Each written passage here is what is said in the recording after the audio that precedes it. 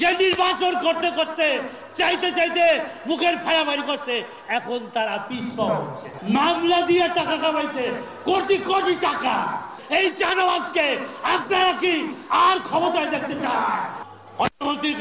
অন্তর্বর্তীকালীন সরকার ডক্টর মোহাম্মদ ইউনূসের সরকার, সে বলেছে ফেব্রুয়ারিতে নির্বাচন, কিন্তু এখন বর্তমানে এই বিএনপি যে নির্বাচন করতে করতে চাইতে চাইতে মুখের ফায়াবাড়ি করছে, এখন তারা পিছপা হচ্ছে।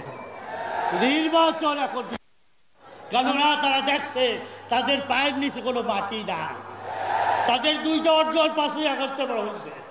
একটা হয়েছে চাঁদাবাজিতে ভাগ, আর একটা হয়েছে মামলাবাজিতে ভাগ। মামলা দিয়ে টাকা কামাইছে কোটি কোটি টাকা, আর চাঁদাবাজি করতে করতে এদেশকে ধ্বংস করে দিয়েছে। এই চাঁদাবাজকে আপনারা কি আর ক্ষমতায় দেখতে চান? 3বার তারা ক্ষমতায় ছিল। সেহেতু আমার কথা এখানেই শেষ। আমরা যে 5 দফা দাবি নিয়ে আমাদের দৃষ্টান্তমূলক শাস্তি এবং ওই সংস্কার এবং নির্বাচন প্লেন ফিল্ড তৈরি করে নির্বাচনের পরিবেশ ইনশাআল্লাহ আগামীতে আমরাই ইসলামী 8 দল সরকার গঠন করবো, কল্যাণ রাষ্ট্র গঠন করবো ইনশাআল্লাহ।